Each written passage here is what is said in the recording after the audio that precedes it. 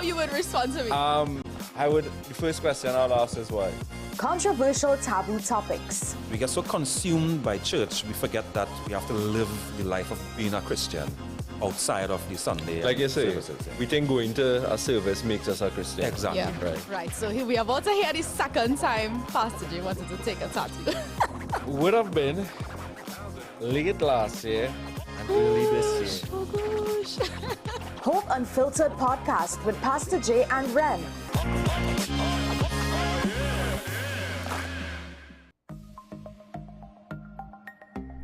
Knowing how to tell authentic is as easy as 1, 2, 3. Find it, match it, search it. Step 1. Find the style number on the tag. Step 2. Match the style number inside the jersey with the number on the tag. Step 3. Search it. A quick Google search of the style number will verify the jersey is authentic when the search results match the jersey being searched. Don't be fooled by counterfeit jerseys. Before you buy, remember to find it, match it, search it. Fan Zone, 2 locations nationwide. Center City Mall, Chaguanas and Movietown, Port of Spain. Nationwide delivery available. WESN.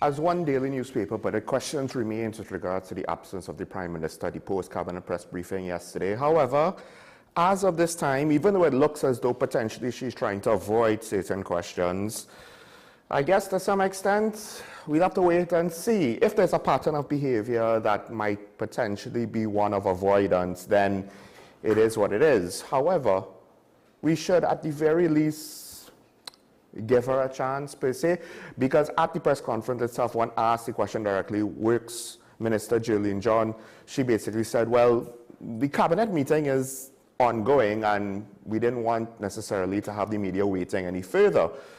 That was to some extent backed up by the fact that the amount of cabinet members present for the press conference weren't necessarily that high. I think it was just like 3 or 4, maybe 5. So we'll have to wait and see about that. But Shawn Michaels Moller, this is Dr. Mona WSN. A few more quick hit topics before we go into the review, and then welcome our guests for the day. First off, there is the situation of one of the ex-SORT SRT officers who was placed on suspension, has lost his challenge to overturn the said suspension because, as the judge puts it, he's still being paid. So he's not losing out with regards to salary, and with regards to not being able to be promoted, he's not entitled to a promotion. The problem is that the investigation into the deaths of the 2 suspects who, as the social media vitriol would have it, the same 2 suspects that fell off of a chair, yes, we know that's not how they died. Let's not all get all overly sensitive by that use of the phrase, but it's to identify the situation. The problem is, he's a suspect, there's ongoing proceedings with that matter, and thus it is seen perhaps not the best thing to lift the suspension until the whole investigation, court proceedings, runs its course. And my whole observation in this is, once again, the problem is not that he's under suspension and that the suspension is unfair because it's been 3 years. The problem is, for investigations into court proceedings, sometimes perhaps they take too long. Now, is 3 years too long for a situation like this? We haven't gone into the very obvious, it's been 10 years, way too long territory just yet. And let's just say it goes for 10 years. It might seem like the suspension is very unfair if it is maintained for all 10 years. But again, the problem is not the suspension. The problem is the slow pace of justice. And that has a lot of consequences in a lot of different situations, not necessarily only in situations like this. So you could, let's just say the judge said, okay, we lift the suspension. You're not actually solving the problem. Because then, what if in a similar situation there is someone who is guilty? You're letting that person continue on as a police officer. Not saying he's guilty, but let's just say in a similar situation to this, when an officer has an open case and he's suspended because of it, and the judge says, nah, the suspension is unfair, we need to lift the suspension. And then, at the end of the trial, it comes out that he's guilty. But he was operating as a police officer all the time, or she. How would that look? Would that be right? Sometimes our systems are unfortunately built on other systems, so they don't have to fail. The foundational pieces could fail, and then it's a moot point whether or not other things are working properly or not. All right.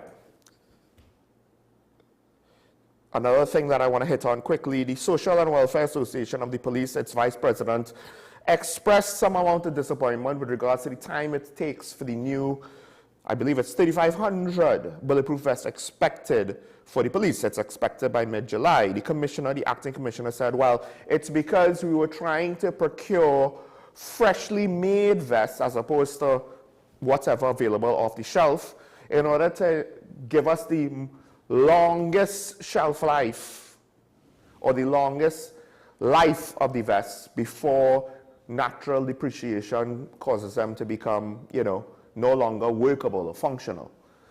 And I think one of the things that we need to understand is, particularly now, in the past, when paramilitary equipment was a lot less sophisticated, it was very easy to just make a thing now for now. I think, I'm not entirely sure how true this is, but there's the whole thing about the Venetian Arsenal back in Venice. It could make a ship within a day or some crazy thing like that. Now, I might be misspeaking on that example, but that aside, in 2025, everything with regards to paramilitary equipment, whether it's weapons, radios, protective gear, except maybe uniforms, but even then, maybe even including uniforms, everything is a lot more sophisticated in its manufacturing. So procuring these things and to try to procure them within budget and within a time frame is not always the easiest thing in the world. And then on top of that, it's not as though we have the production line here.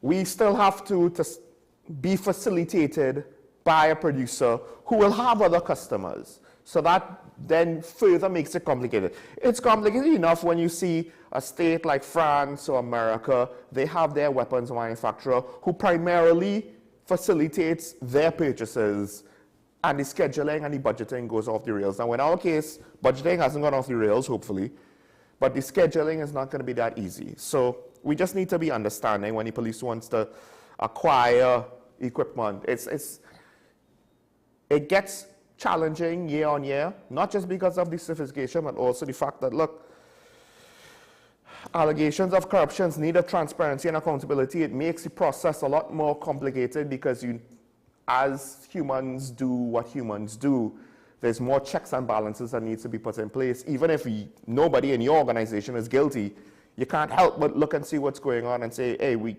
kind of need to ensure that doesn't happen. At least one would hope that we do that.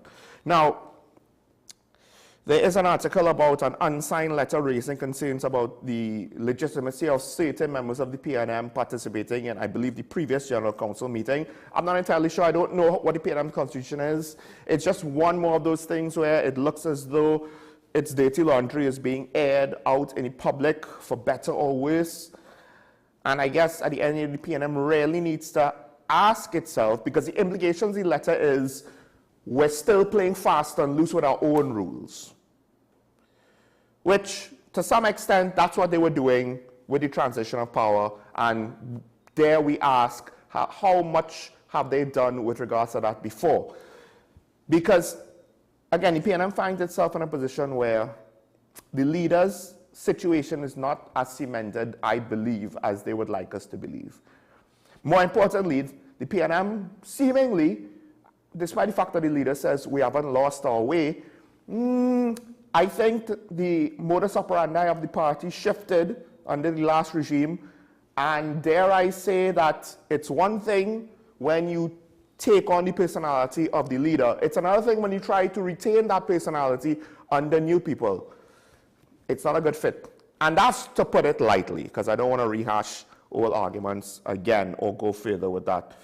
But this is just one of those things where at this point, if the party base is going to be willfully ignorant and not ask questions, then this is just one more sign that if the PNM doesn't get its act together real quick, the UNC is probably going to be in power for the next 10 to 15 years. And the whole narrative of the PNM winning more elections and being in power longer and stewarding the country more than any other political entity, listen, you can't take that for granted. At some point, that will change. And the question is, for the PNM, do you want to be the people in charge under whose watch that narrative changes? When all of a sudden the PNM is more often than not the opposition, and the UNC or whatever other party is more often than not the government, because the legacy of the PNM, as much as, and it's telling that the previous administration tried, it seemingly to me more and more as time went on, leading up to the end, tried to prop itself up with the legacy of its predecessors. Let's not forget how Mr. Manning was kicked out of the party. But the problem is when you compare what's going on recently to that legacy, as much as some people will complain about that legacy, will chastise that legacy and vilify the people who operated during those times, like Dr. Eric Williams, like Patrick Manning, one could argue that the current situation doesn't compare very well to that legacy. It looks like a hollow version of itself, not a lot of substance in its core on the inside. Nikwan is under considerable problems where the lawyers representing, I believe it's the former Vice President David Small, no relation, is asking questions with regards to how is Nikwan still paying for litigation or for lawyers, legal representation, to pursue a multi-million-dollar arbitration. And it can't pay Mr. David Small, who I believe got a ruling to about $20 million that he should be able to collect from Nikwan. And also, TNTech and other government entities are also saying you owe us money. But it seems as though Nikwan is still being supported financially. It's getting legal representation throughout all of this somehow, but it can't pay its bills. And therein lies the question.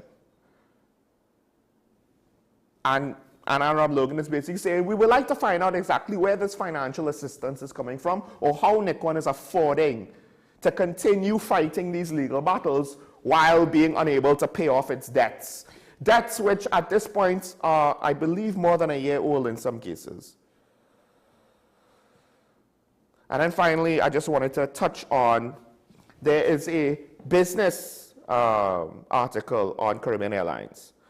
And the article starts off speaking about the transition from BWIA to CAL, the amount of money that cost, and it asks the question, has that been recouped? Then it goes into the decades, a couple of decades that CAL has been operating. And with regards to its management, CAL is in the red.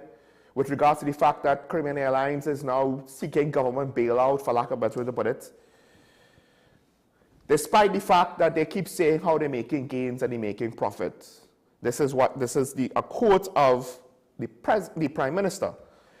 Sound familiar? It almost sounds like if they took their cues from the previous administration, you know? Oh, we had to take out loans, but hey, things are fine. I mean, I had to take out another loan, another one, right. Now, the thing is, the article ends with a very interesting conclusion, right?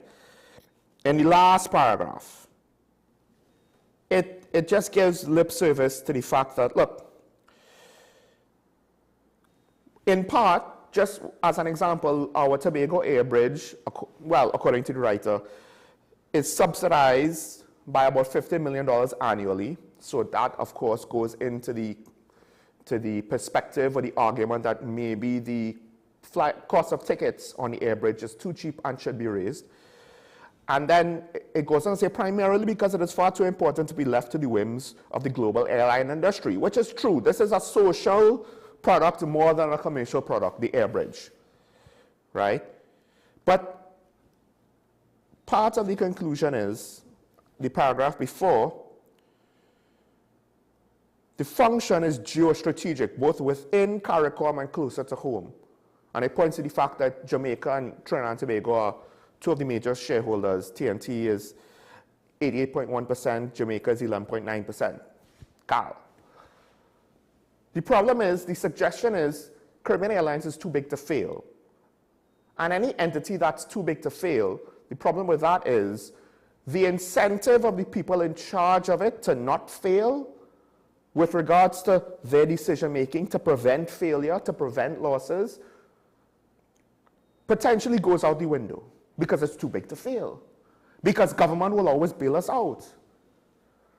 So then, we don't have to worry about what if we do fail. Because when major corporations, private corporations in the States fail, now to some extent there was a whole thing about Red Lobster not too long ago and Toys R Us not too long ago, and a lot of other restaurants, fast food outlets and retailers, large corporations. We're not talking mom and pops here. Toys R Us, Red Lobster. I can't remember one of the other fast food restaurants involved. But the point is, there were reports that these places are turning things around.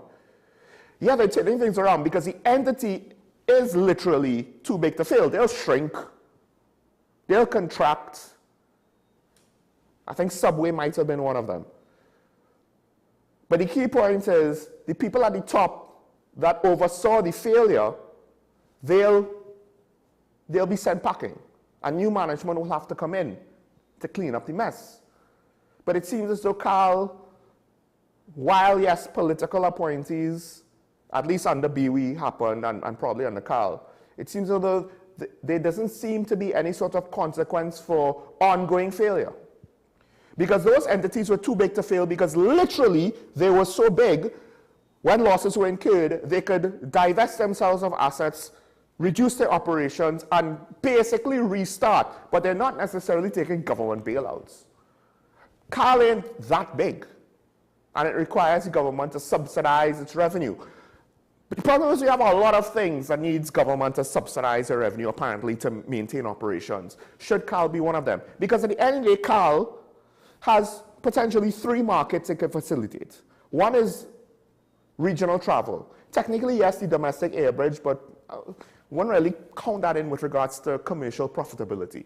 Regional travel. We want an airline to facilitate region. CAL isn't the only one, but it's the biggest one. Then, of course, there's a regional airline for the regional diaspora.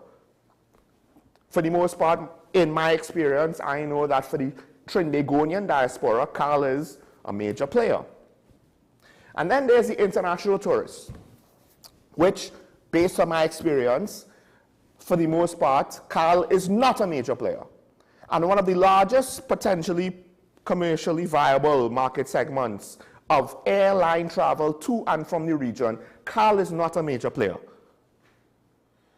It's Virgin, it's Condor, and a whole host of other airlines. Airlines which our own tourism, government entities try to negotiate with to get more flights, to get more routes, to bring in more people.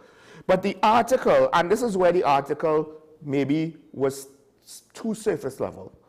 It's geostrategic, but in a region that depends on tourism, one would think the strategic linkages, and then we have our own airline, so we make money off of bringing them in and flying them back, and on their stay, and on their food. But you see, part of that is not really in the equation. Now, granted, of course, other islands don't have ownership stakes in CAL, so they have no duty to necessarily push CAL. But one would have thought CAL would have had a duty to push CAL. We are a Caribbean region. CAL is a Caribbean regional airline, and tourists to the region don't come through CAL. And one of the other things about too big to fail, because you see this in government entities, both in dictatorships and in Western democracies, it's really easy to facilitate corruption, because more often than not, the government will just say, oh, it made a loss again, all right, give it some more money. And within that loss, you could skim a little bit over the top. Not saying that there's corruption going on with Carl, but I am saying the possibility exists where the checks and balances. Carl should be operated like a commercial entity. You want to take losses on the air bridge, that's fine. If Carl's only loss was on the air bridge, then fine. But is it? Let's not forget somebody thought it was a good idea to sell the Heathrow slips. And then, oh, but we still need to fly to London, so let's go to Gatwick. Anyway, Carl as a strategic industry, as a strategic entity for Trinidad and Tobago and the region, arguably, is a failed entity. But that doesn't matter, except we're paying the price, literally. We're paying dollars because it's too big to fail. All right.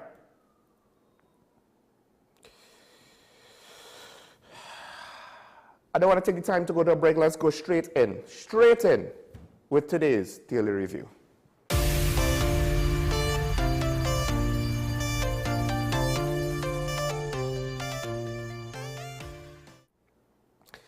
Okay, so there was one court matter that I can't let the week go without speaking about it, because when you read the article, and it's in Newsday, I think it was a couple days ago, 2 days ago, so it might have been Wednesday. When you read the article and the judge's comments, it is borderline ridiculous, because the judge is basically probably exhausting the English language's capacity, vocabulary, to negatively describe the actions of the prosecutors in this case. So, 2 decades ago, there were, I believe, 8 people charged for a murder. Back in 2020, 8 men went on trial. 4 were dealt with, 4 remained on trial. And the problem with these 4 is, according to the judge, the witness that the prosecution's case depended on to speak against these 4 men was questionable at best. Where do I start? The court concludes that there was no evidence from which a properly directed jury could infer that the accused men intended to kill or to cause grievous bodily harm to the victim. The evidence demonstrates only that they participated in the initial abduction, but beyond that, there's an evidential void. And again, to some extent, these men have been probably in remand or what have you for a long time. As such, the court finds that there's no evidential foundation for establishing liability against the 4 accused under the common law doctrine of joint enterprise murder. What little evidence existed in the post-abduction suggests the accused expected the victim to remain alive for ransom negotiations, wholly inconsistent with any murderous intent. So then we get to the juicy part. That's the reasoning why the case was essentially, what's the phrase? It was dismissed.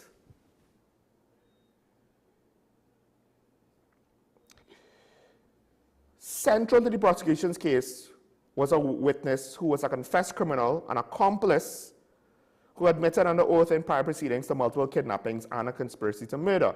And the problem was that the judge ruled that the evidence was so compromised in its quality that no jury could safely ask to rely on it. This is not merely a matter of evidential weakness, it is a fundamental issue of fairness and integrity.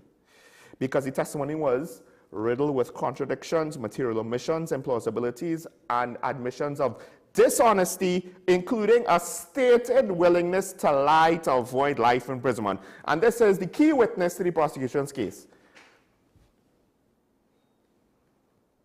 Even taken at its highest, the witness's evidence is so tenuous and no properly directed jury could safely convict upon it. And then the judge goes on and uses, what has occurred in this case? I mean, every term under the book. case reflects a breach of that responsibility, that the proceedings are fair not only in outcome but in process. It cannot be overstated that this prosecutorial duty is qualitatively distinct from the jury's role in assessing credibility. The prosecutor is required to evaluate in advance whether the evidence is sufficiently reliable and to justify asking a jury to perform that function at all. The continued reliance on the witness, despite his admitted dishonesty, his outstanding criminal matters in which he implicated himself and maintains criminal exposure, and the prosecution's failure to disclose those admissions until they were specifically requested, introduced not just prejudice, but a distortion of the process. The abuse lies not in what the defense was ultimately able to achieve with what they were eventually able to get, but in what the prosecution failed to do. The trial process must not only be fair in outcome, but it must be seen to have been fair in operation. Because, in part, the defense had to use transcripts from a U.S. proceedings with regards to the witness's participation in the matter, his claims that he was a bystander, but in a U.S. court, apparently, he was central to the whole scheme. And the prosecution that fails, this is a direct quote, to make timely disclosure, especially in a case of this gravity, offends the integrity of the judicial process. The defense had to sniff that out for themselves. That essentially, potentially, the witness perjured himself. Accordingly, I am satisfied that the prosecution's conduct constitutes an abuse of the court's process. The prosecution's conduct.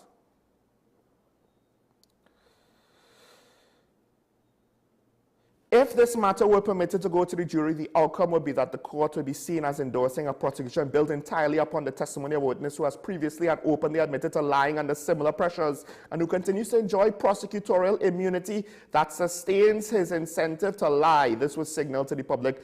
The judicial process is willing to forget about truth so as long as conviction is secured. That appearance alone would erode public confidence in the fairness of the criminal justice system. And there's more. There's more. These are quotes. The reporter is quoting, and this is in, I believe it's in Wednesday's Newsday. The amount of quotes that this reporter was able to get from this judge's ruling, where basically they go, and there's no personal insults. There's no suggestion of I am personally disappointed or I personally, no. This is all literally, this is the situation here with regards to the court proceedings, why this is bad, why this is a bad precedent, why this is technically wrong.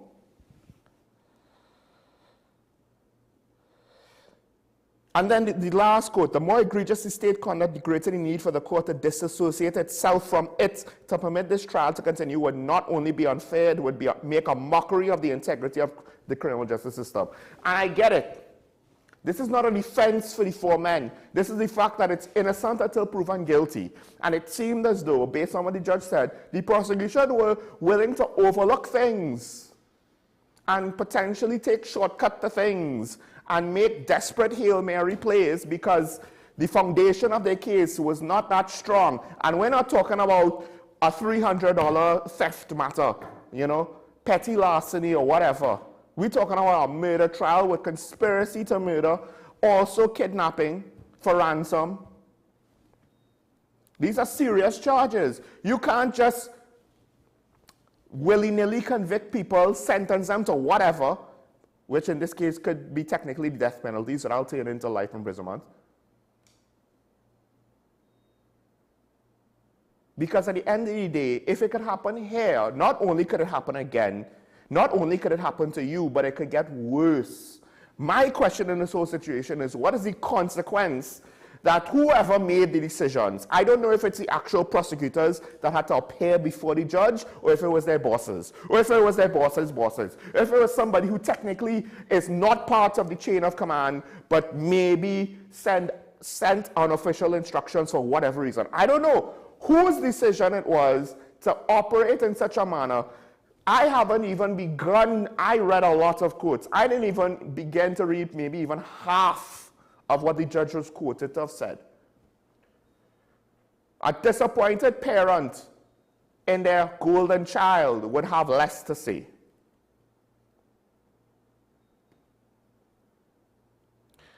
I think we have a comment here.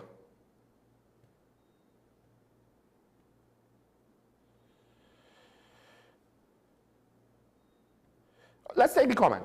Let's take the comment. The world is in imminent danger with the outbreak of the Israeli-Iran war, yet you are discussing domestic issues. Amazing. All right, so I have a question. Now, technically, with regards to Israel, Trinidad and Tobago is part of the vote that basically in the UN that demanded that violence to cease. Now, Israel is going off and attacking Iran. What exactly am I supposed to do about it? What exactly are you going to do about it? Are you going to get Netanyahu to stop? We actually have issues that we could deal with here. This is the first off, right? Point number two, if that's what's going to be the end of the world, well then we probably were destroyed a long time ago, and this is just a simulation. I hate to break it to you. What's going on with Israel-Iran? It might not seem like it, but with regards to world history and how conflicts escalate between nations, that's probably closer to just another Tuesday than the greatest threat to the existence of the world. I mean, Russia is in a shooting war with an Eastern European country and has threatened the use of nukes. And this is not like Israel, Iran threatening the use of nukes. If Russia decided to launch, the world isn't over. The world is over multiple times over. And it doesn't even need America and Western Europe to respond with their own launches. Russia alone could destroy the world if it was so bad, man. Israel, Iran is not that.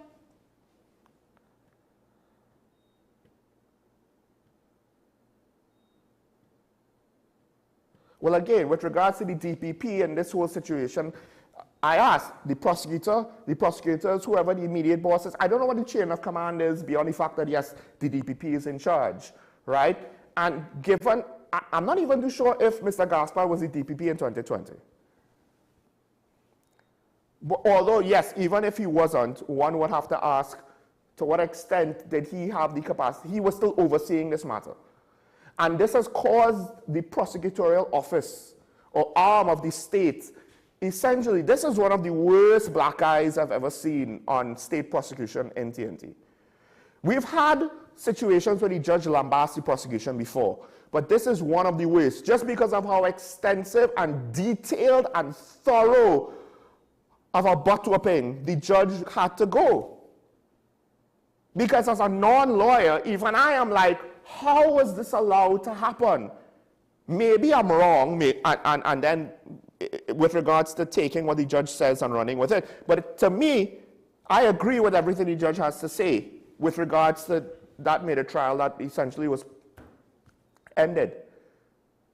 As a layman, it seems very obvious to me that how this happened was so bad that the risk to our criminal justice system and democracy is that great.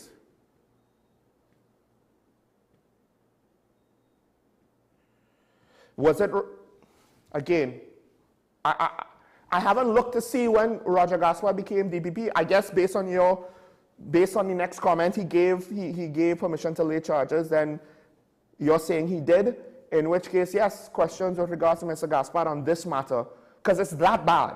It is that bad. If it could happen to them, and it reached the point where, even if we know, and this is a very big if, even if we know that the four of them are guilty, the proof is so poor. There is no way to continue the matter, to try to ramrod the case through, because it would still be unethical. It would still be improper. It would still undermine the integrity of criminal justice in the country. And in a way, it's worse yet. It's worse yet. Now, they might be innocent. And granted, it's in context. They are guilty of participating in the kidnapping, from what I understand. But with regards to the murder charges, there's no evidence that suggests they wanted to murder the person who they wanted to ransom off anyway. Now, of course, we know that just because you kidnap someone to ransom, that could end very badly, obviously, right? Regardless of what the intentions are. But to say conspiracy to commit murder, that is to say you planned up front, That seems very unlikely. So we're not saying that these people are innocent schoolboys, but at the end of the day, there are certain things where, yes, and I don't like results-based analysis. Unfortunately, in things like governance and certain other things at a macro level, you have to look at results. But with regards to criminal justice, you have to look at process. Because if you compromise the process once, you'll do it again. And then the bar will move as to how far and for what motivation you will compromise the process. And that's why I said, at some point, it will happen to normal citizens. Don't just assume that the shortcuts and the compromising will be done only for criminals. Because part of the trial is to accurately try to identify who the criminals are.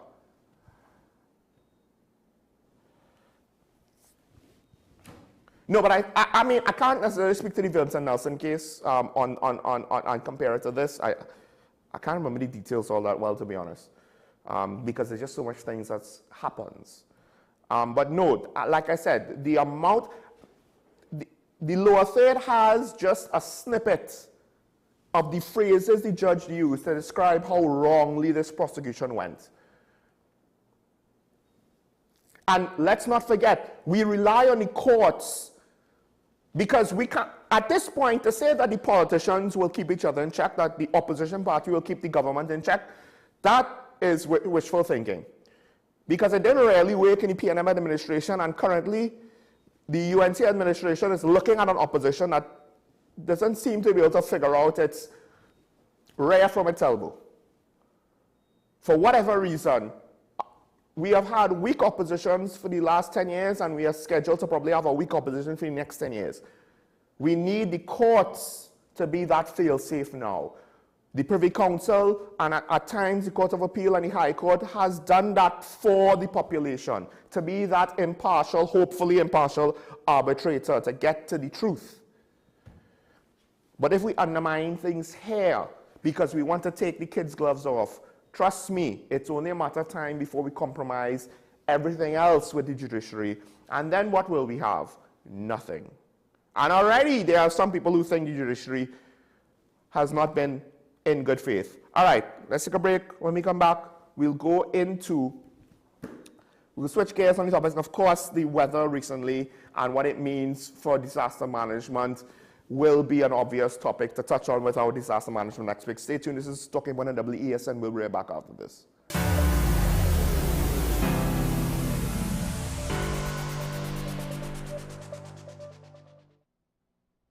Struggling with heart health or frequent migraines? Discover the simple steps to reclaim your energy and vitality. We're diving into a topic that affects about 422 million people around the world. Diabetes. Tune into Wellness Unlocked, the series that delivers expert advice, practical tips, and inspiring stories to help you take control of your health and well-being. Your health matters. Don't miss Wellness Unlocked. Watch now on WESN and take the first step toward better health.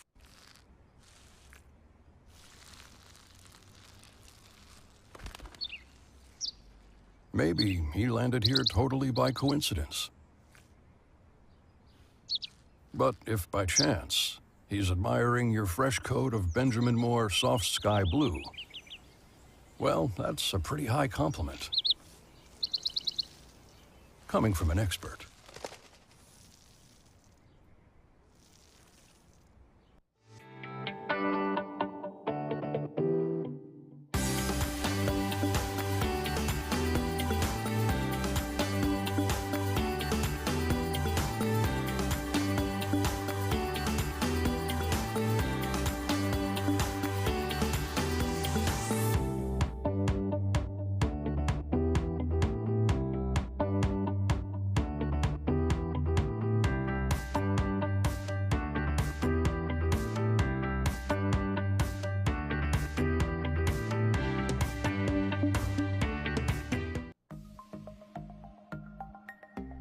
Knowing how to tell authentic is as easy as 1, 2, 3.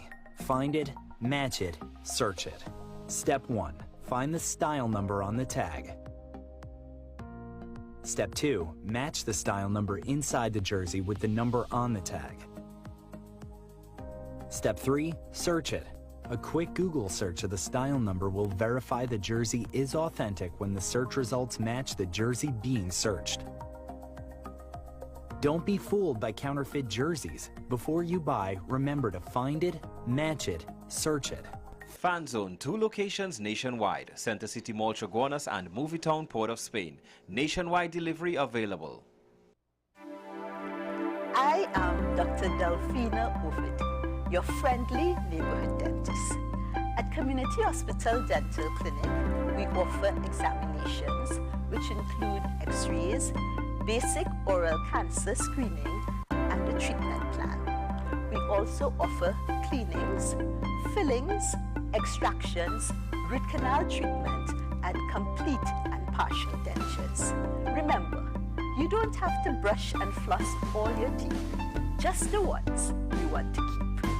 Give us a call at 235-5479.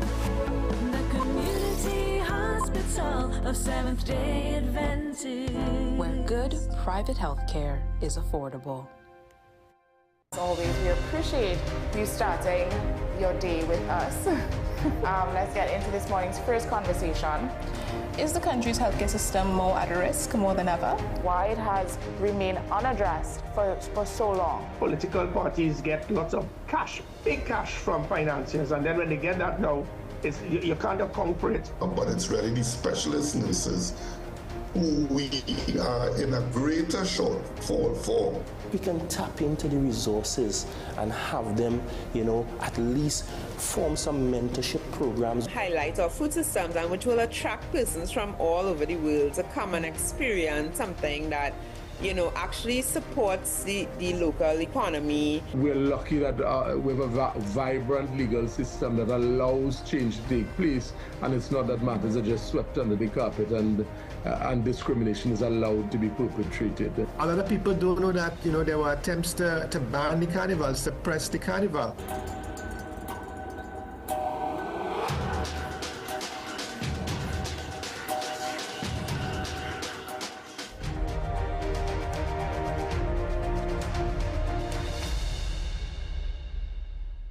This is 10 Questions. I'm Andy Johnson. The distance from where we should be in the world in going forward on our commitments with climate change. The effects of climate change that cannot be accounted for. It's called loss and damage, and we're seeing loss and damage happening so much more in this decade and the previous decade. The principal term there was this question of the correspondent banking issues.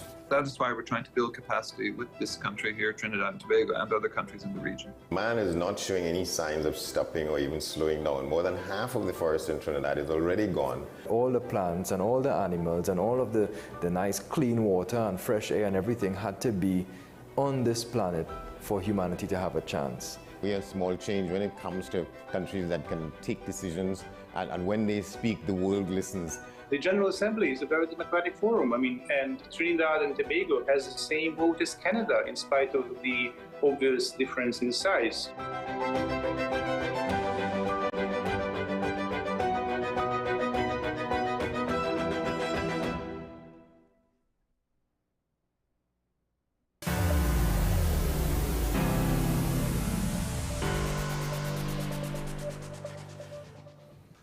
Welcome back to Talking About, ladies and gentlemen. And joining me, of course, is the disaster management expert, Ashraf Ali.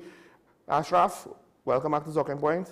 Yes, Sean, thanks very much. How was the weather?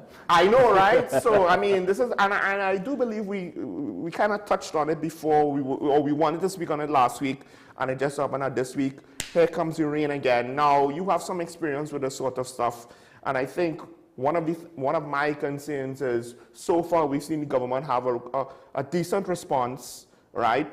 At least to some people who, one could say maybe biased or not because they share political affiliation with the government, a better response than what was seen previously. But at the end of the day, I guess maybe we need more perspective in just how things on the ground works with these sort of things. Of course, we know the local government bodies are the first responders. We haven't necessarily heard much about TEMA, which makes me think that I guess they're going at it on their own. They're not asking TEMA for any further assistance, at least not yet. But the ministers on the ground, to some extent, are you satisfied with what you're seeing? Is it reasonable? Are there things you wish you could see happen in response to these? Just the sheer volume of water, I guess, is the issue this time. Well, morning to the callers, and one thing I would say that the response is reasonable. Right. Right. If you want to be able to say, if you want to judge whether it was better than the last response from a situation like that, you have to take everything into consideration, volume of the rain, or whatever impacts it had and everything like that, before you can make a proper judgment and say, well, okay, this was a better response than the previous one. Yeah. But when you look at what the response was, I would say it was reasonable. What was timely is that the activation of a lot of the systems in terms of preparedness, in terms of starting to clear some of the waterways in advance, because it is coming to the rainy season, and notwithstanding that some things have been happening, but you see, as this new government took over and the Minister of Local Government decided to, and you saw pictures and footage where she was actually on the ground, overseeing activities taking place. So it's a good step in the proper direction in terms of preparedness for disaster management, because we all know that in the rainy season, our major issue, or I should say, in the hurricane season, our major issue, the hurricane and rainy season, is in fact flooding. One of the things that the Minister of Works said is the amount of refuse or human waste or garbage in the waterways. It is, well, I can't remember the term she tried, but basically it was excessive, right? My question is, to some extent, because to be fair, the Minister of Local Government said, I believe, I'm paraphrasing, we shouldn't just talk about cleaning the waterways and then leave it there. In advance, she didn't do this in response to the current flooding. She said this a week or two ago, right? So my question to you is, to what extent is just clearing the waterways going to solve the problem? And to what extent do we need more investment into further improving the infrastructure? Because I have been saying that for about 2 years now, where I would like to see more projects to improve drainage and improve, areas for water to be stored if it can't, go out to sea. Well, clearing the waterways is one, that's in disaster management, and that is mitigation measures and preventive measures in advance, knowing that these water courses and waterways will impact certain areas. You start to do preventive maintenance on it, but at the same time, like everything else in our country, do we really do preventive maintenance? Of course. All right, and I heard somebody reports that came out that on social media that the persons who did the work on the banks didn't do a proper job. And one of the things that we have to do is that what we have to understand is that shoring these banks, trying to curtail water, trying to prevent water. Water will find its way once there's any weakness in any of those banks. Water will find its way. Water will erode all of that. You're not eroding concrete or any sturdy foundation here. This is dirt. This is just dirt that was placed there, packed. It was loose. It is loose, right? And amount of rain falling, the banks will become saturated at the same time, and then water is going to seep through, and the banks might end up collapsing at the same time. But one of the things that you just asked me, if something that I would like to see, you remember a number of years ago, there was a cleanup drive. There was cleanup drives on a regular basis, where the corporation would call and tell you, bring all your debris and all your stove, all your old appliances and everything, and bring everything outside because vehicles are passing to pick them up, right? Now we have scrap iron dealers coming and purchasing some items, and then there is a challenge with this, with respect to these items now, because persons, and I cannot blame the persons who are collecting scrap iron, scrap iron and old material and content, because they are looking to they are making doing a job and earning a revenue, but they only can take up certain type of material. certain type of items that is beneficial to them and they have value for it.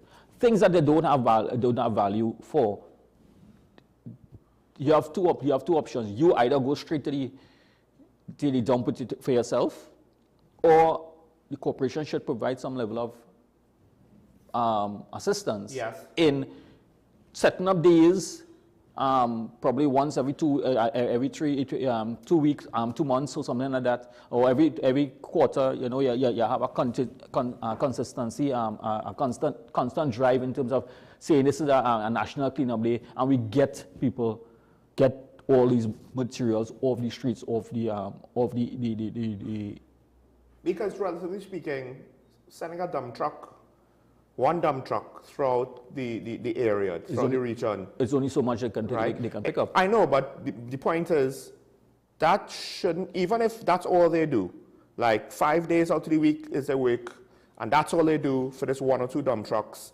Granted, some regional corporations, they cover a large area. So it might be, you might need more than one, right? Yes. But generally speaking, budget-wise, that shouldn't be that expensive, correct? It should not. Compared to when it floods. The amount of money you have to put in now to getting a contractor, getting specialized equipment and treat it, and then when these areas actually flooded, what has to be dealt with you got to invest now, or whatever, not invest, whatever monies that you put in place for relief. One of the things is there's pumps that aren't working. We got those complaints a couple of weeks ago, so you know that's a set of an investment.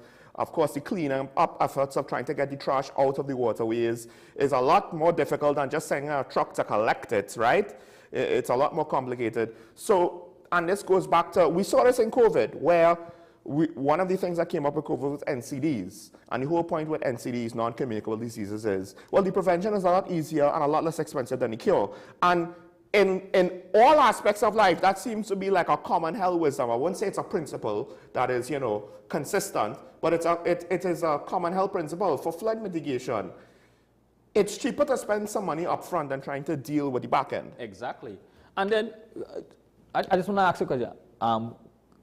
By chance, you know where the litter wardens went to? And when you see this, I mean, it was a good objective. Good approach in treating with litter. But then, have we ever heard anything about? I hate to say this, but the counter to that is, and this is sad that I'm going to say it. I should not say this. I shouldn't have to say this, but so if the litter wardens catch someone littering, what's going to happen? What's the consequence? And can the system, does the system have the capacity to treat with the situation properly? And so we come back to the same thing I always say, we create systems, we create units, but we go understand that the dynamics of the operationalization of these units and what it takes to get them to function, we bypass that. It sounds nice, but the operations of them and how they function is a major challenge. So you can't necessarily say that people are allowing the TPS to fail, right? It's not like police officers are trying to fail and are just disregarding crime. But with regards to flooding, I feel as though there's a common theme of, well, people want to just dump their stuff wherever, they don't care about flooding, right? And then now the contractors doing shoddy work, maybe they don't know what they're doing, but they still want to get paid, or they willfully know they're doing, you know, not a good job. And then there's questions with regards to at least the previous administration, we'll see with the current administration, the commitment to the response. It's almost like if there are far too many people that don't care that citizens end up in a situation where they lose half their house. And these type of things add and just build on each other. So you're talking about how the persons believe that the police will want to fail. Well, I'm saying, I don't think anyone actually thinks that. Generally, right? but look at it from this another perspective. With everything that's happening in terms of the crime, when I'm talking crime, I'm talking about violence crime and everything else, that the police has that not under control, but it has that on the front burner on a regular basis. Do they have the resources or the opportunity to deal with littering. Exactly. Or littering from a personal perspective or from a corporational perspective. When I say corporational, businesses and companies and persons Yes. who from household items they dispose of in open and dump areas and in the rivers. Do we have that response? Because let's not forget we also have oil slips every now and then, right? Or oil spills every now and then, sorry. So you have these type of things taking place, and it should not be, and I hope the current government and the current administration in the next 5 years do not see that only when the rainy season is approaching, yes, a month or 2 months before, we start to see heightened input into the amount of cleaning of the streets, cleaning the waterways and preparing the waterways. Well, also the streets too, because plastic in the drains can end up in the waterways. We need to have a much more proactive approach in dealing with indiscriminate dumping and littering of items and clogging up our. Now, you see people, you see not the waterways. When you look at the waterways, some of the waterways we're talking about, the minister mentioned some thing. I didn't see it physically, but I would take that the word of the minister that there's concrete debris in the waterways. Oh, Lord. That means whatever was done, it went into the waterway. Whatever work was done, it went into the water. It remained into the waterway because it may not have been causing a direct obstruction to the general public. But as the rain comes and the waterway now become clogged. So so then we have an issue here. I said it yesterday, trees fall and then they could collect more debris and it builds up a dam and concrete debris from, because things like this, the contractor is supposed to take the debris out and dump it properly, not so? It should be doing those type of things. And then the other thing, of course, is to what extent, because first of all, yes, the government now came into power, so we can't, Ashraf is saying we have to look at how they do these things next year, because we can't say why they didn't do anything in advance. They weren't there long enough, right? So we kind of have to wait and see with regards to that, because one of the things too is year-round town and country planning, where people build on low flood-prone areas or high on mountains and, remove trees that could help deal with retaining water. Things like that, I feel, because I just said, it seems as though people don't care about flooding. And certain government services seemingly don't seem to care to do their job to help prevent flooding, just saying, we even apparently build HTC houses on flood-prone areas. So that's what I'm saying. I would not blame on one side in terms of citizens choosing locations, or may not be choosing those locations, may inherit some locations that they choose to invest in their houses and build in those areas.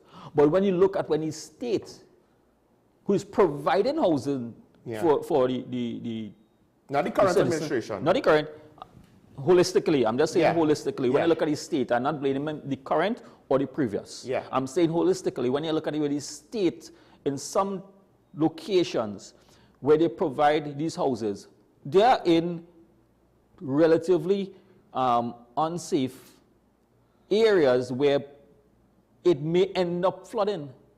And flooding is a possibility in those areas. Well, we saw when, in the Port of Spain area with reclaimed land, it caused a situation where inland of the reclaimed land, it's below sea level or lower than the reclaimed land, and that's why Port of Spain to some extent floods, and Woodbrook next to the stadium floods, right?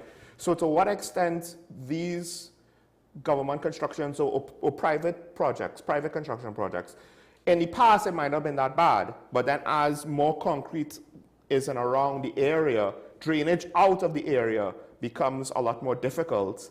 And then it wasn't necessarily going to be flood prone, but now it potentially, our development, because we kind of are squeezing everything on the western half of the island, we're potentially turning some areas to be more flood prone. Is that fair?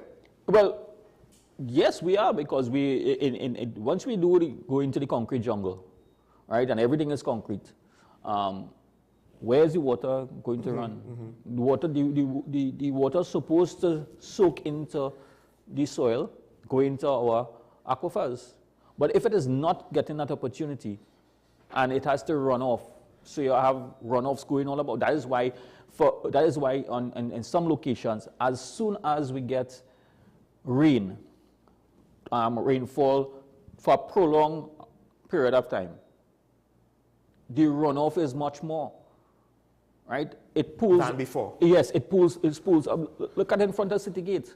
Yeah, yeah. In front of City Gate,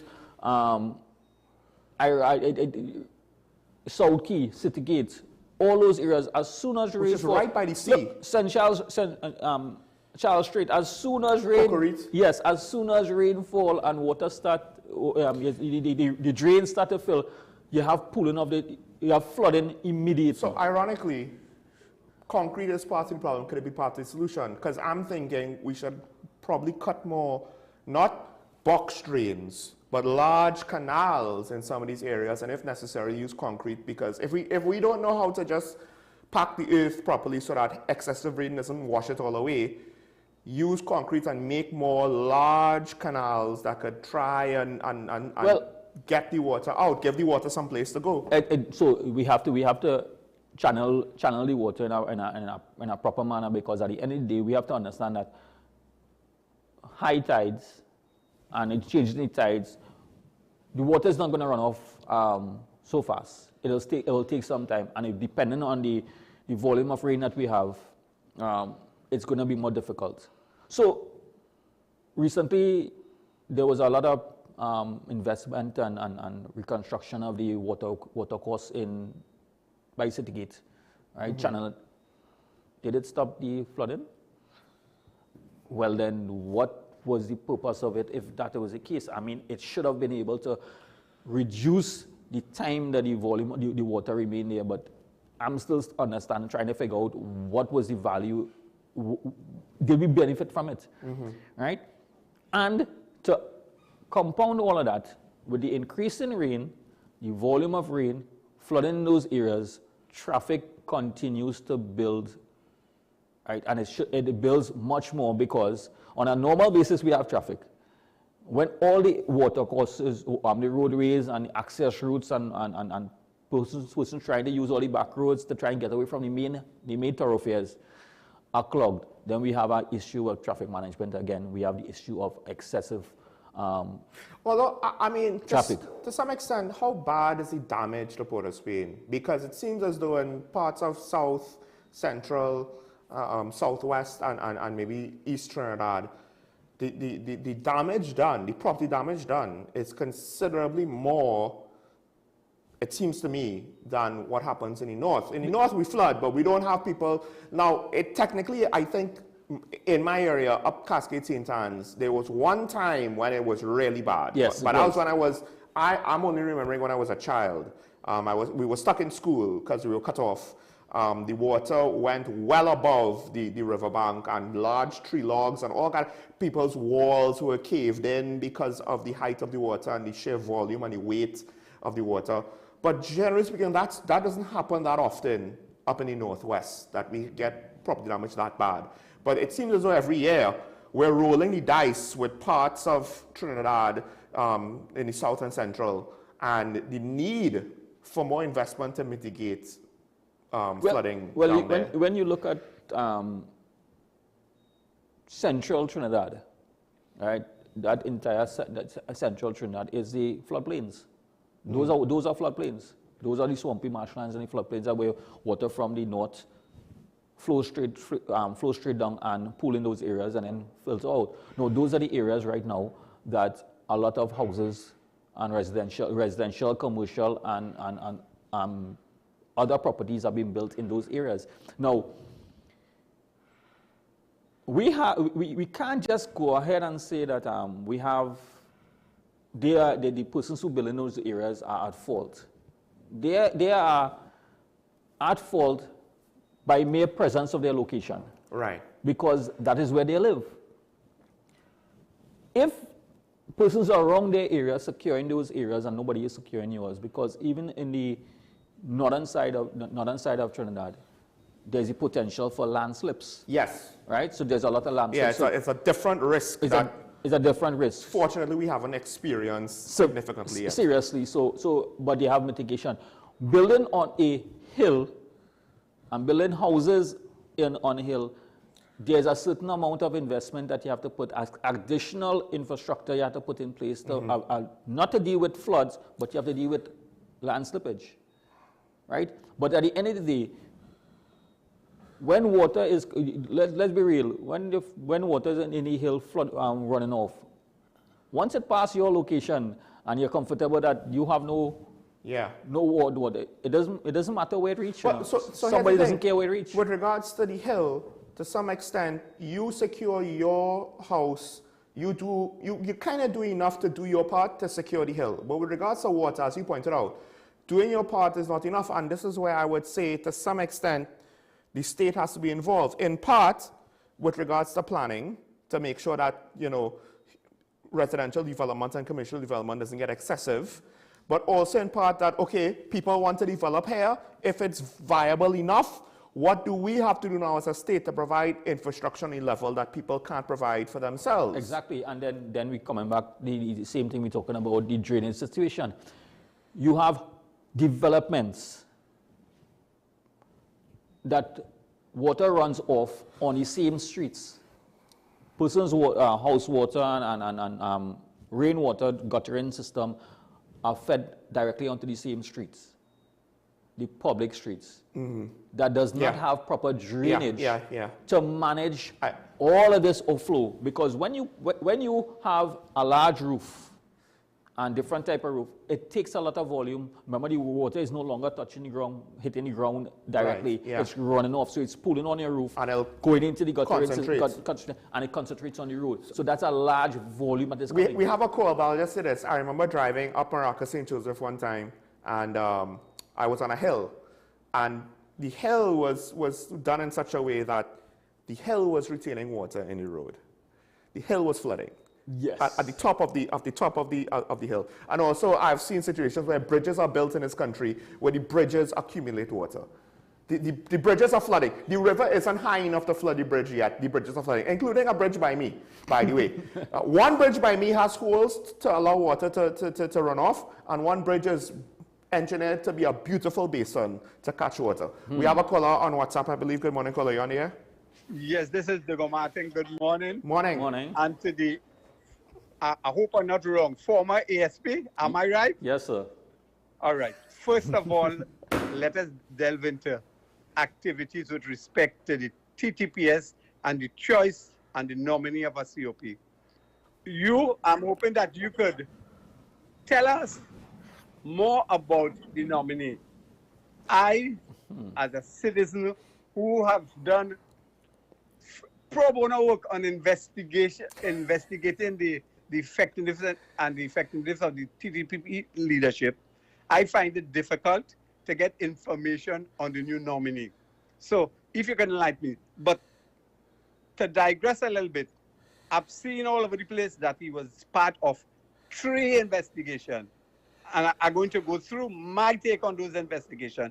The first one, the blackout, I believe that was a nonsensical investigation because it was easily found out that a tree was felled and was a blackout. I don't know if he wanted to investigate a special branch. I've been facetious there. The second one, I want to talk about the central bank. The central bank, because the central bank governor is being difficult now. During the Pandey administration in 1999, the enactment of the Freedom of Information, that had a particular intent. In 2003 or 4, the PNM removed the central bank from that legislation. And we've seen what is happening now. Both the Auditor General had problems getting information, and now the ministers of finance, etc., is having problems. I want to advise the current government to basically amend it to give us the intent of the Freedom of Information as it was intended in 1995 by the Pandey administration. The second thing, I listened attentively to the Honorable Saddam Hussein yesterday on delisting of registered company. It's pathetic that the government, some of them, was delisted. 2 particular company was not in the list, neither about to be deregistered and deregistered. That was Caribbean Airlines and Petrotrin. There were numerous joint select committee meetings said that these 2 organizations has never, for the last 9 years, has not filed their audited accounts. So what that tells me? That tells me if they are not on the annual returns in the register, they are filing something that might be questionable, because one of the requirements of annual returns, you give the status of your finances or the financial health of your company, your directors, if there's any change, etc., etc. So I am asking, are these people providing information that is questionable with respect to their annual returns? I'm going to have a nice morning. Thank you, caller. I don't necessarily know enough on the individual situation to speak too much into that, but with that and the situation with Central Bank, what I did want to say is this, and we've seen this in other situations with regards to the Auditor General situation and how the Minister of Finance and Attorney General at the time handled that, the merit list situation and others, where regulations and procedures seemingly they were maybe interpreted certain ways, or people played fast and loose with what the proper procedure was, etc., etc. Like with the firing of the former central bank governor who then sued the state and won a few $1 million, I think it was. I can't remember the amount of money, right? And I do wonder if, again, we're seeing the consequences of that, where, and to some extent also, I have a question, when the merit list is interfered with, the process of the selection, the commissioners of police is interfered with, when the Auditor General's independence or the DPP's independence is being potentially undermined, who enforces that? Who investigates those matters? Who, if necessary, doles out the consequences for those things? And perhaps the last administration can expose the hole in our regulatory process of our society. And now, who's going to hold the central governor to account? Because it can't be that the only course of action the Prime Minister can take is to figure out a way to get rid of him. Because potentially, that will cause her to repeat the error that the previous administration did, albeit for different reasons, but it'll still technically be an error because the system can't account for it. I don't know for sure what it is or is not. So my theory is not the 100% guaranteed truth. I'm just saying, if it leads to that now and they don't have a proper way to rectify the situation, and the Freedom of Information Act, that in and of itself, I don't think is enough in this case, right? Because to some extent, there's a limit between security and freedom, and it's always a compromise. Now, with regards to the candidate for Commissioner of Police, it was a topic that we did plan. Ashraf was willing to speak on it in advance. That would have been the second topic. And my question is, and the caller brought it up yesterday, so it got me thinking. He's a relative unknown. Right? So we have a call, but I'll just describe the thought process here. He's a relative unknown. On one hand, that could be a good thing. He's not what we know. He might be a new element. That might be an agent of positive change. On the other hand, we don't know what he is. So he could be either a random source of new problems or more of the same, because we don't know. But we have a call on WhatsApp. We'll take the call. Good morning, caller. You on here? Good morning, Sean. Morning. Good morning, Mr. Ali. Good morning, sir. Hello? Yes, good morning. Sorry, go ahead. Okay, you're here. Okay, you hear me? Yes, we hear you, yes. All right. Morning, Mr. Ali. I listened to this issue with the flooding, Mr. Ali, and you talk about the floodplain. So if you check from Valsine all the way down to Freeport. Almost a Freeport. Just after Freeport is a floodplain. If you look at that distance and then you look at the width of it. So we know that. And as I said, we can't move the people from where they are. One of the issues that is a problem in Trinidad and Tobago is town and country planning. Yeah. Because we know this, the town and country planning has never been effective enough to try and help deal with the situation. Because once you have money, Sean, you have a piece of land. You could build a house anywhere in Trinidad and Tobago without town and country planning, you know. Yeah. Once you have to go to the bank, there is nobody coming to stop you from building a house, you know. And that is one of the issues that I have had for the longest while in Trinidad and Tobago. That the people at the town and country planning supposed to have officers out in the community. And if you see in your district and you see something going on, disturb them. You say, well, where's the approval for that? Because if it's not on your list as the officer for the district. But those are the things that are not happening. And because of it being a floodplain, there should be regulations for certain areas. In this area, your house has to be X amount of feet off the ground. And there are things that can be done that are not being done. And we can't just be kicked from independence down the road, so you know how big the can is now. So true. One last thing, Sean. The gentleman who just called and talked about Caribbean Airlines and Petrotron? The other company there, about the annual return. Yeah. Let me say this. You don't have to, you can, every year, when you do your annual return, it doesn't call, you don't have to have no audited financials to fill out your annual return. As an owner of a company, you don't have to do that. You can fill out your annual return if you have changes in your board, in your shareholdership, all that you can change in your annual return, and you don't have to have any you don't have to submit any financials to fill out your annual return. So that is a non-issue when it comes to those two organizations. Okay. Let me just I expect the gentleman should know that. Let me just share this with you and understand what the gentleman is saying. You just say if you're a business owner, and I understand if you're a business owner in your private business, right? But when it comes to state-owned run entities, I mean, there must be a level of transparency to understand whether there's... But the rules are you don't have to do it, Mr. Ali. And so you can fill out your annual return every year. So that's what I'm saying. They are actually two different things. So good. So what we are saying is that the legislation does not afford you, doesn't mandate you to do it and make it available. So when you're spending state funds, you have to account. So is it that we are allowing it to just happen just so, or is that we need to put some systems in place to have that level of accountability going forward? Well, to some extent, and I'm not going to say... But firstly, tell me, I want to ask this. Okay. What difference does it make?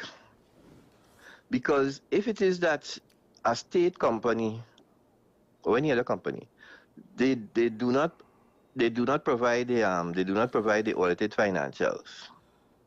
What you're going to do? Just they're going to deregister them from the company's registry. It is for the Auditor General and those people to enforce or to get a little more teeth for that part. But the two are two totally different issues. There are two totally different issues. One is the registration and certification and information on the company's directorate. And the other one is about the running of the company. They are two different things. So one, saying that they haven't submitted their financials, however, they're still on the company's register, because there's still a company registered and running in Trinidad and Tobago. It's a business that is running in Trinidad and Tobago, whether it's state or private. And that's the issue. Okay, all right. So it does not arise that... Now, if you want to say you want to put legislation in place to force them, because if you look at joint select committees over the years, there are a lot of state companies that have not, even the NLCB. I think the last NLCB financials is what, 2022 or 2021, somewhere around there. State enterprises should have the Auditor General with a little more Almost saying that your past you saying that a state enterprise can't be more than 2 years behind on the audited financials or that kind of thing. Understood. Yeah, but yeah. The two they're not mutually exclusive to one another. So, anyway, have a good weekend, gentlemen. Thank you, Kola. I understand what you're saying. I was looking it up. So you don't need the audit to do your annual returns, even for an LLC, even for a large LLC. But I think the thing is, though, and this is where I think the caller from Digicel might have a point, but technically it might not be the point that he was trying to make. Right? And it goes into back what I was saying with regards to people in authority are kind of playing too fast and loose. So they're looking for the loopholes and they're looking for the windows where they could kind of game the system, right? To some extent now with regards to the meritless situation way back a few years ago in 21, you know, the lack of any sort of body to oversee that and enforce the fact that no, you can't do this or no, you can't do that. Right? When everybody, because secondly, you have the Prime Minister, the President, and the Police Service Commission involved. Who else is there on those matters, right? To oversee those things. When essentially one can make an argument that, I'm not saying this is what actually happened, there was collusion to potentially subvert what is written directly in the legislation. Potentially, one could say, right? A court proving it, as a matter of fact, is a whole different story. But back to what I was saying with regards to well, let's just go to flooding to some extent though, and I think you said it, as did Mrs. San Fernando. We're a small country. It's not like we have an abundance of land where we could pick and choose of where to live. It is what it is. It is what it is. Yeah. We won't be the first country. I think it's Holland. They are below sea level. Like small countries have to face these decisions. I guess I would ask, it seems like we're not willing to invest in doing it properly. And there lies the challenge we have on a yearly basis, which the challenge we face in is costly, both from the public purse and otherwise. If you are building in an area that is known to flood, I mean, it didn't flood overnight. Let's just say hypothetically it happened over an area that wasn't known to flood and it was flooded. Technically, it does flood overnight, but it didn't become a flood-prone area overnight. Yes. But still, if you're going to build in this particular area, or you have been living there over a period of time, you expect that as soon as the rains come, there's the potential for flood, or you have experienced flood already. Are you not going to put some measures in place for your own personal protection, right, and to mitigate against the impact of flood? I'm not saying that you can stop it because you may not have control of the entire area, but you have control of your space. But, so it's twofold. You as a citizen and a homeowner has to put something in place. When you're building your house, you have to consider what you have to mitigate against. Flooding is our major concern.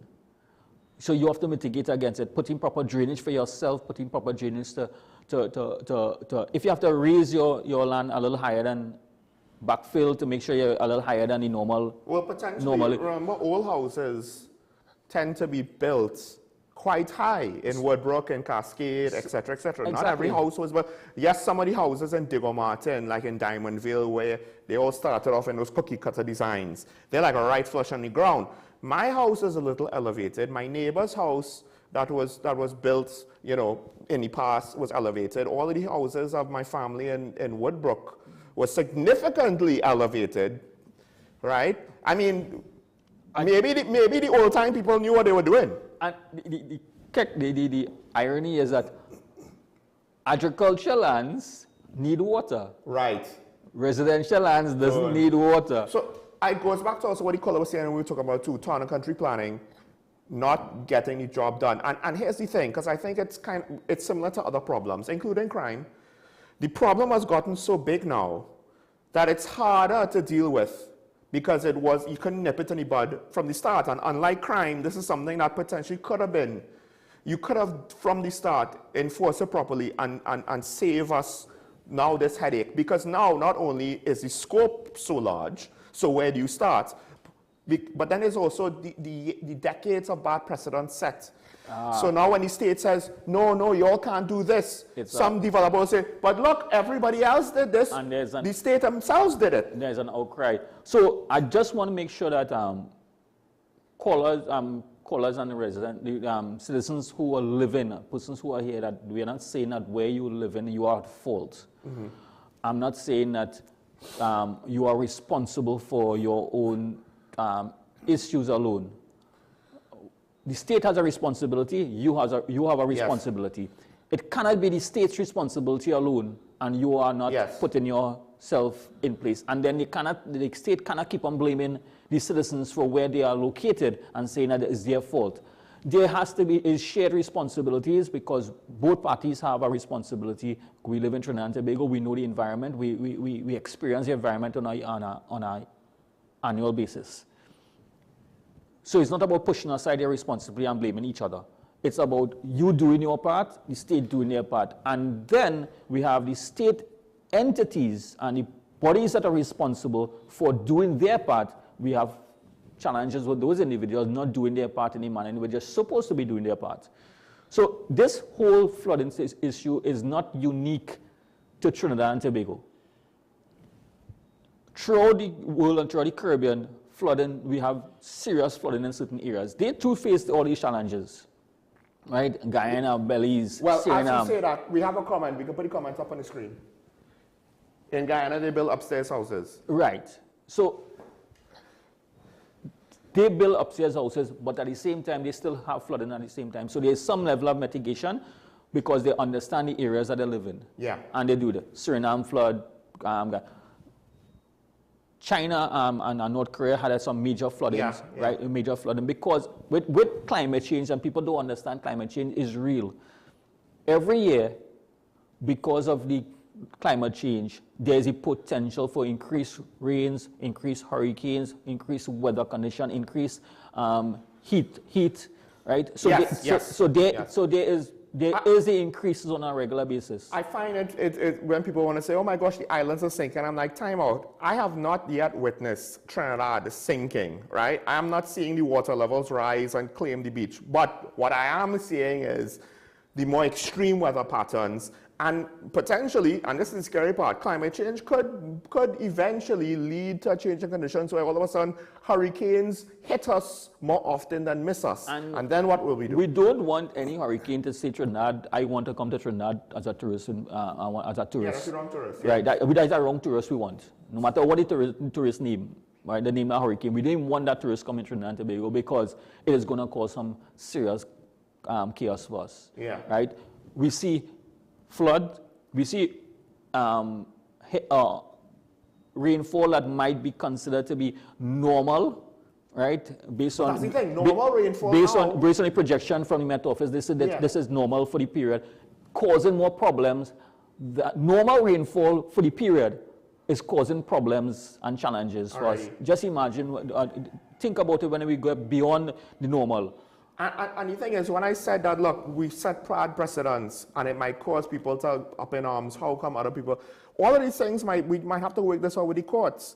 A judge might have to rule on it to balance fairness of past allowances to practical realities moving forward. But the point is, we have to go through the exercise, the legal exercise, the financial investment exercise, the physical implementation exercise to get this done. Now, before we run out of time, we have to go back because this is the second time they call about the commissioner, no. and the candidate. I have a question. What is his rank? Because I saw one report that he was an ACP. He's senior superintendent. And one report that he was a senior superintendent. Okay. From what I understand. He has been a member of the Trinidad and Tobago Police Service for a number of years. Just like many officers in the organization, sometimes not everybody is front runners. You would be aware of those individuals. Yes. Based on where he was working, the officer worked for a number of years. You would not have known the inner wrongs, and he would not have been in the front, the frontal aspect of it in terms of media presence and all of that. And public knowing who the individual because of where he was working. It does not say that he's not a good officer. It does not have the competence and capabilities of being a commissioner of police. All I'm saying is that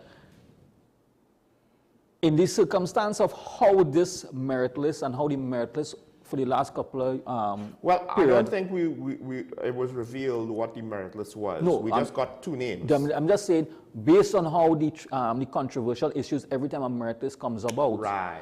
I think it takes away from the narrative of the value of the persons on the merit list as opposed to the process and who's on the merit list. Well, also the controversies is not just the process of the merit list, but also some of the results. Because at the end of the day, look, first of all, Gary's popular, but his participation was controversial. And the results of him being on it and being selected and not being selected, that is part of the controversy. And then, of course, Ayla and her selection. So that is what I'm saying. And some of the DCPs. The issue here is, the issue of the process is questioned. The process is already is being questioned based on some of the outcomes and the individuals that come out. Right. It takes away from the individual and the individual, whether the individual is viewed to be competent to be a commissioner of police or not. Well, the general public, there was some commentary by retired police officers, so they are much more able to speak freely, tends to be positive, but to the general public, he is essentially an unknown. And to be frank, Ayla had positive people speaking positively about her, even recently, much to my, surprise. So I don't want to question the individual because this is the perception in some quarters as the individual's competence and level. Mm-hmm. Good. So I will leave that aside. I'm just simply this. Over the years, there is too much controversy. Yes. In the appointing and the process from appointment of a deputy commissioner and a commissioner of police. I am simply saying these two office holders, the office of a commissioner of police is a critical office, right, in the context of our, the position that they hold and the responsibility that they hold, right? And every time there is a process, there is a controversial issue as to who is. And I'm simply saying it takes away from the value of the individuals because of the fact that there's a perception of political interference, how I should say, influence by other entities. No, if you have a police service commission who is appointed by or chosen by the Prime Minister, appointed by the President, there's some level of inferred political allegiance to you, right? It takes away from the individual being objective, even though the individual can be objective. Does it help that the current Service Commission was technically appointed by a past administration? It doesn't help. Because it's seen as it carries over the baggage. And this happens with all our state boards. Even though I am simply saying in some contexts,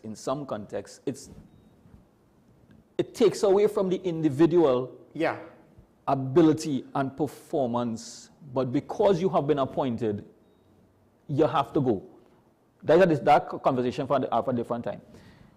But in this circumstance, they would present a person. And I'm simply saying, from the context of how it is, based on how our structure with the Police Service Commission, I am simply saying that when you have a commissioner, we should have a little more transparency as to the individuals who have placed their names in the hat, and who wants to be, because the public needs to know who wants to be commissioner of police. And essentially that will head off the whole guilt by association, because that's basically what we have. You're part of a bad process, so it's easy to assume that you'll be not necessarily the same exact product, but still not necessarily a good product because the process is flawed. How can we get a good result? So it is unfair. It is unfair to all the commissioners who went before and unfair to this individual, this candidate. We have to wrap up. Yeah, so it's unfair to this candidate at the same time. I want to change just for the final minute or so, because I was saying yesterday, the thing with Erla, that what bothered me was, and it became readily apparent, it didn't take too long, but I already saw from her initial interviews or appearances in front of the GSC, she had issues with communication or public speaking, and she had issues potentially with like understanding police strategy. When she made the guarantees that seemed completely unrealistic at the time, I had issues with that, and my negative opinions of her started from then, and it was made worse by all the administrative problems. And then it reached the point where I can't find any one area of the job that she actually does well. And that's why I was left the question, why is she Commissioner of Police? There's not one thing. We had such a bad candidate where now I'm worried that people are going to think, in order to have a good Commissioner of Police, we need somebody who's perfect, that could do everything well. And I'm saying, no, he doesn't have to be that. He doesn't have to. What we probably need right now is someone that's good with regards to the operations and investigations and understanding the field work and supporting the officers in the field to get that job done. And if he has to delegate administration, then so be it. He doesn't need to be the commissioner that's going to be the perfect king of everything. And given the fact that he's an officer with a lot of field experience, the one thing that I'm hoping for is his experience serves him well. And then also, given that he's a bit of a younger generation, closer to yours than the current executives, hopefully he might be like some of the media ambassadors, a better communicator than some of the older officers that came before him. And if he's good in those two things, that might be good enough. We don't need a perfect candidate. We need a candidate that could get a certain job done. And the crime situation is so bad. To me, we don't need an administrator that could, caretake the office. We need someone that could actually lead the service to deal with the things that the public needs it to do. Am I correct in that assessment? Or fair in that assessment? You're fair with your assessment. We will wait to see what is the outcome of the debate. Like the system that we have, it is up to the current administration to choose or refuse the candidate. And then they'll have to go back to the drawing board where the service commissioner will have to present another candidate. That, in my opinion, has much more challenges because we're still in the same mode. If it is that we want this to change, the level of, and I have no problem with the level of scrutiny that has been placed for the Commissioner of Police because of the office of the Commissioner. That position is not like any other heads of any national security entity. That is a serious. That head is a different. That it's office. The most critical. That is the most critical head. Just to summarize, the commissioner controls firearms for other services coming in and out. Technically, right? The office of the commissioner and the head of the Trinidad and Tobago Police Service or the police service on the whole. Now, the authority given is that you have the authority to charge anyone. Right. That is the power and authority vested in the office of a commissioner. You oversee all the constables under your authority because in any law, it didn't say commissioner, it said any constable, and the commissioner is the most senior constable in the whole organization. So but he's the senior constable called a commissioner. And you have that power. So that power vested in a police officer. I understand the oversight in some context of it, but there's too much controversial issues on a regular basis when you're choosing office of a commissioner and office of deputy commissioners of police. And it begs the question whether or not we are of the opinion that the serving members of the Trinidad and Tobago Police Service who have been professional, this is a professional organization, who have been here for a number of years, are you saying that we are not able to manage the highest office in the organization? I mean, it hurts me to know that my fellow senior officers, my fellow police officers are being treated in this manner, that we can't manage our own organization that we have been serving for the number of years? Final question. Should the slate be wiped clean? The whole executive and the service commission, it's a new government, so potentially, not that it's guaranteed to solve the problem, we could end up right back where we started, but potentially there's some merit to be argued with. Let's just wipe the slate clean, start from scratch with regards to the leadership. To be very objective, and I will answer this very objective, from your perspective, there's merit in both going with the current, bringing in the new. There's merit in both of them. But at the end of the day, I think that the Trinidad and Tobago Police Service as an organization has too much challenges and current issues, not only from the executive perspective and the leader of the commissioner, but when you look at the outcome of some of the matters before the court, the trust and confidence in the police, the type of things that police officers are getting themselves involved in, right, that erodes trust and confidence in the police presence, the lack of resources, the abuse of the resources. There's so much issues that has to be addressed with, that addressed in the police service, that the concentration on the commissioner or the person who holds the office of the commissioner, sometimes we believe that that is the only solution to the change in the organization. Right. There's much more. That is one part of it, but there's much more that we have to look at. Well, quick counterpoint, but the person that could change the organization is the commissioner, and to some extent that kind of feeds back. Once you have a system that is difficult, remember I told you I love systems. Once you have a system that you don't want to acknowledge that there are shortfalls in the system and gaps in the system, no matter who you put to run the system.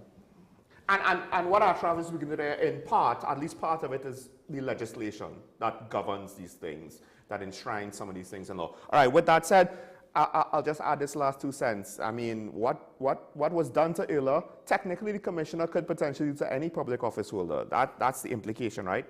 Granted, there might be consequences in the long run, but that level of initial power is there to the commissioner of police. So before we go, I want to say to all the fathers out there, happy Father's Day, whether you are father, stepfather, grandfather, whatever, or operating in the capacity of a father. Fathers are very important. Yes. Sometimes we believe that mothers are important. They have their value just like everybody else in the household. And I hope you have an enjoyable weekend, Father's Day weekend. Don't do anything that you wouldn't be happy to get up in the next morning and think about. Oh Lord! Right? Just some things I like to say. I just want to mention it. I always have this saying: life is full of challenges, but the greatest challenge in life is knowing how to overcome those challenges. Yeah, that's true. So think about it, Sean. No. One of the worst things is when you don't know what you don't know. That's when you don't know how to overcome challenge. Folks, the yellow weather alert has continued at least until this afternoon. I won't be surprised if it continues or persists. However, the sun did come out this morning, even though it started off overcast. With that said, try and stay safe. Remember to be a brother's keeper. Have your allegiance not just to the Republic, but to each other. Never forget that it's nice to be nice, particularly to people and those in need. And if anything, pay it forward, right? Don't look for any reciprocation. Think about encouraging people not just to pay you back, but to help others. And then, it'll always come back around. And if we do that, we could see each other next week. Be well. Happy Father's Day. Bye-bye.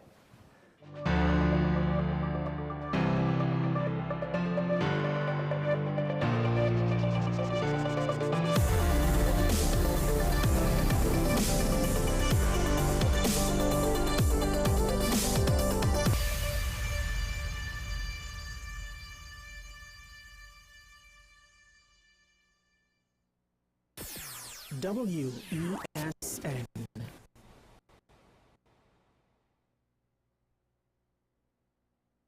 Low energy? Heart concerns? Migraines slowing you down? It's time to take control of your health.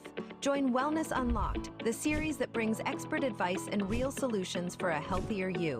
In our latest episode, learn how Jameson CoQ10 can help support heart health, boost energy, and even reduce migraines. Get the science, the stories, and the steps to power up your health with CoQ10. Don't miss Wellness Unlocked. Watch now on WESN and start your wellness journey today.